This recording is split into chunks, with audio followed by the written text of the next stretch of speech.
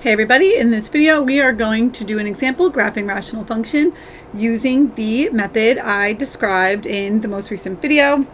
So you can check that right there. So the first thing I'm going to do is I'm going to factor this on top and bottom. So right now it's in more or less what we would call expanded form. If you don't know how to factor, I'm not going to help you right now. You need to go help yourself and go watch a video and learn how to factor, because you should already know how to do that. That is not the right size there, huh?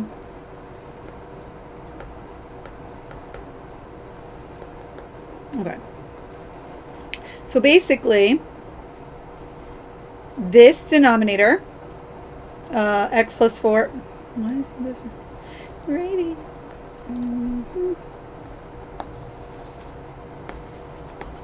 There we go. Sorry, my pen is being funny again, because I dropped it yesterday or the other day. Okay, so what does that equal when I factor it? It's 1 over x plus 1 times x plus 1, which we're going to write more efficiently as 1 over x plus 1 squared. Okay? Now, let's...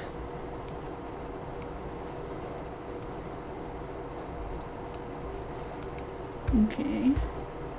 Sorry, fixing a little bit. Okay, so now we have this kind of in both forms that we are looking for. Now, some people aren't realizing that the x-intercept and the LB, they are linked together. So you need to realize that, like, if you don't have one, you don't have the other. Like, they go hand in hand. Okay? Similarly, the vertical asymptote and asymptotic behavior, they go together, which was all explained in the most recent video. So let's start over here, x-intercept. So the way we deal with the x-intercept and local behavior for that matter is we set our numerator equal to 0. Now think about this. Can 1 equal 0? No, it's a straight up false statement, right? 1 just doesn't equal 0. It's false. So NA, not available, right? And same for the local behavior, not available, right?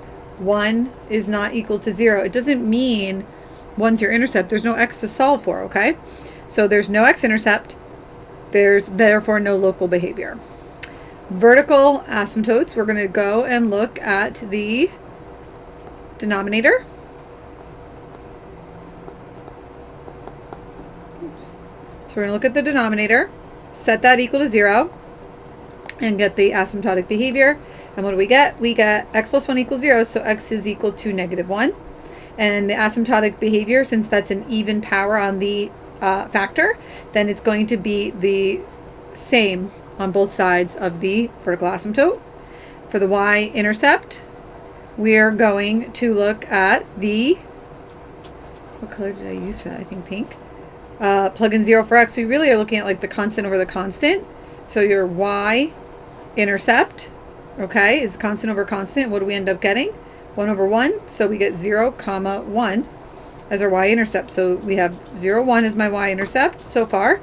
And we have x equals -1 as my vertical asymptote so far. And that part is the, oh, not opposite, sorry. That is the same on both sides there. Now, last thing, my horizontal, well, really my end behavior, which is going to be leading term over leading term. So what am I looking at right now? That means I'm looking at 1 over x squared. So this is different than the one that was in the video where I went over the steps. You have to think about that. As x goes towards positive or negative infinity, what's happening to that fraction, 1 over x squared? Well, the bottom gets bigger, bigger, bigger, bigger. 1 out of bigger, bigger, bigger is basically y equals 0. Okay? So I have a horizontal asymptote at 0, which explains why we don't have any x-intercepts, right? We have this dotted line guiding our end behavior. So as we go further and further out to the sides, my graph is going to get closer and closer to that. So what do I know? I'm passing through my x-intercept. So I'm passing through this point. I'm going to go towards, right, towards your asymptote, get closer, closer, closer to it. And same here, I'm going to get closer and closer and closer to my horizontal or end behavior. Since the asymptote says same, that means I'm going to be pointing up on the left side as well. Okay, I knew the right side because I had the y-intercept to work with. I'm going to go out towards the end behavior. And there you go. That's basically your graph, right? So that point right there was 0, 1. My vertical asymptote was x is -1. And my end behavior right here, my horizontal asymptote or my end behavior is at y = 0. And that's what we got. Last thing we could say is maybe the domain. That's going to be -infinity until -1. And then from -1 until infinity. And last, my range looks like it starts right after 0 and it goes up forever.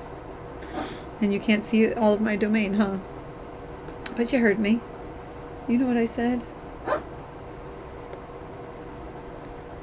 So again, -infinity till 0, 0 until infinity. There we go. Okay, so that's us applying everything right there. Hopefully it makes sense. Watch it, rewatch it. Going to be posting more. Questions, comments, concerns, requests, comment section. Check the playlist. Adios.